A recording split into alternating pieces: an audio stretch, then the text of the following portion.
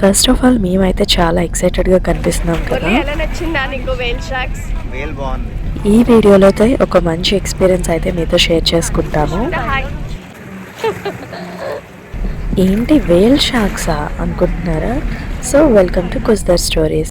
మేమైతే మా యానివర్సరీకి ఫిలిప్పైన్స్ చూస్ చేసుకోవడానికైతే మెయిన్ రీజన్ అయితే కనుక వేల్ షార్క్స్తో స్విమ్ చేయడానికి అనమాట.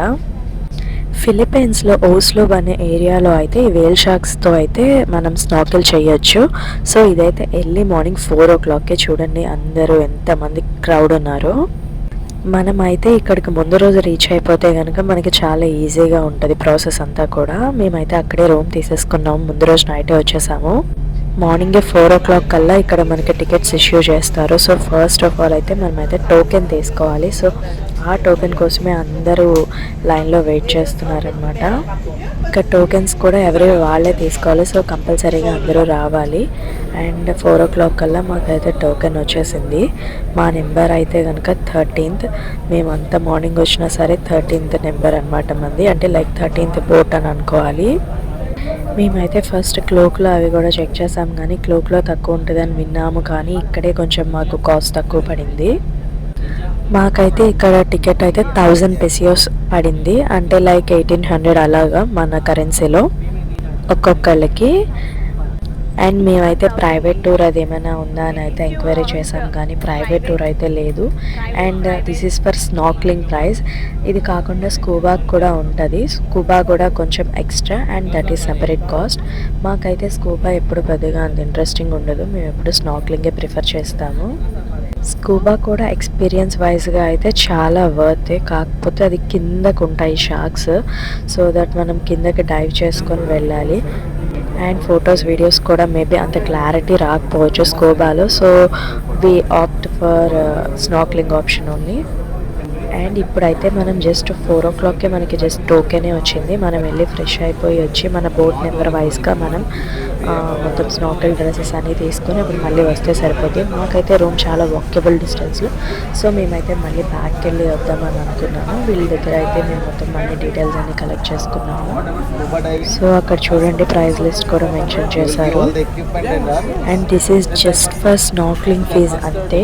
ఇది కాకుండా మనం స్నార్క్లింగ్ సెట్స్, ఫిన్స్, మాస్క్ ఇవన్నీ కూడా రెంటల్కి ఉంటాయి, లేదు అంటే మనం కావాలన్నా తెచ్చేసుకోవచ్చు. మేమైతే ఇక్కడ డైలీ స్నార్క్లింగ్ ఉంటుంది కాబట్టి మేమైతే మా ఓన్గా మా స్నార్క్లింగ్ కిట్ అయితే తెచ్చేసుకున్నాము.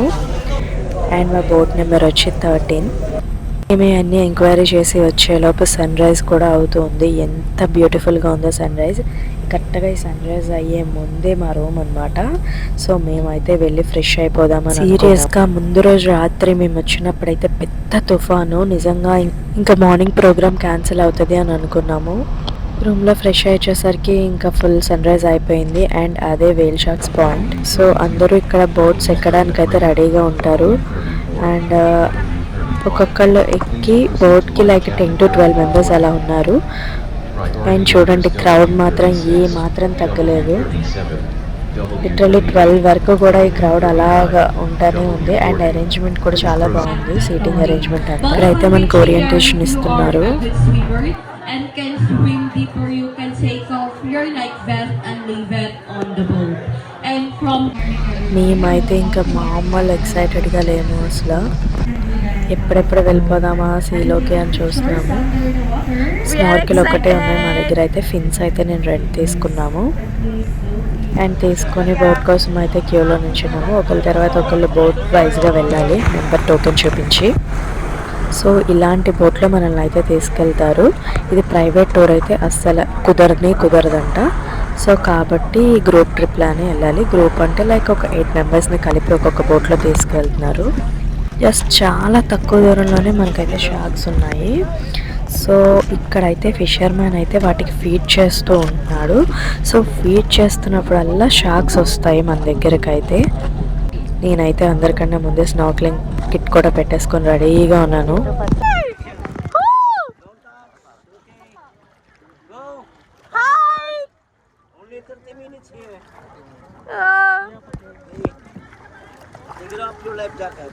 ఇంకా మనం బోట్లోంచి అయితే దిగిపోవడమే. గోప్రోస్ అవన్నీ ఏవి కావాలన్నా రెంట్కి ఉంటాయి, లేదంటే మనం తీసుకెళ్ళొచ్చు.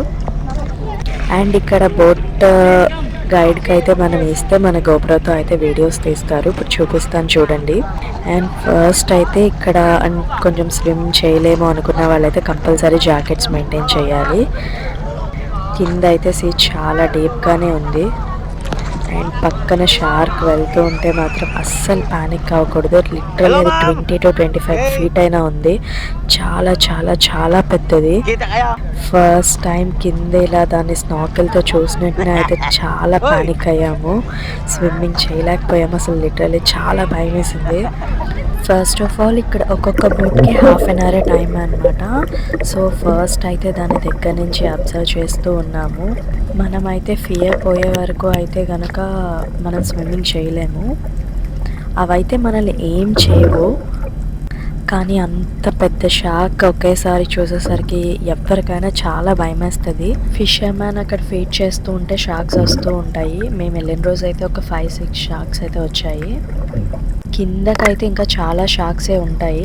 వాళ్ళైతే స్కూబాకి వెళ్ళే వాళ్ళకైతే ఇంకా ఎక్కువే కనిపిస్తాయి. సో ఫస్ట్ అంతా మేము దాన్ని అబ్జర్వ్ చేసి కొంచెం ఫియర్ పోయాకైతే స్విమ్మింగ్ చేయడం స్టార్ట్ చేసాము. దాని పక్కన అలా స్విమ్ చేస్తూ ఉంటే అయితే నిజంగా థ్రిల్ చాలా వేరే.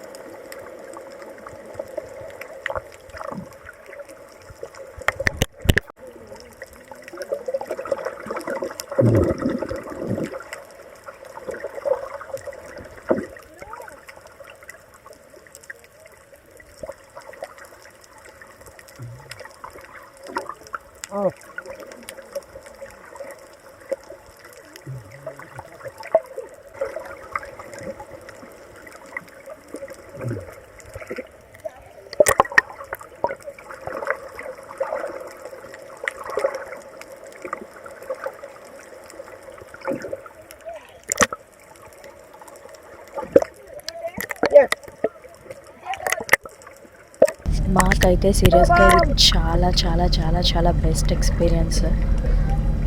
½ an hour టైం చాలా ఫాస్ట్గా అయిపోయినట్టు అనిపించింది. అయిపోయి బోట్ ఎక్కేసాకైతే మేము అసలు నమ్మలేకపోయాం. నిజంగా చాలా బాగా జరిగింది. And we are so so so happy. And లాస్ట్లో మేమైతే ఇంకా వేల్స్కి అయితే బాయ్ చెప్పేసి బోట్ ఎక్కేసాము. ఇలాంటి ఇంట్రెస్టింగ్ వీడియోస్ కోసం కుస్తా ఛానల్ అయితే సబ్స్క్రైబ్ చేసేసుకోండి. Bye bye.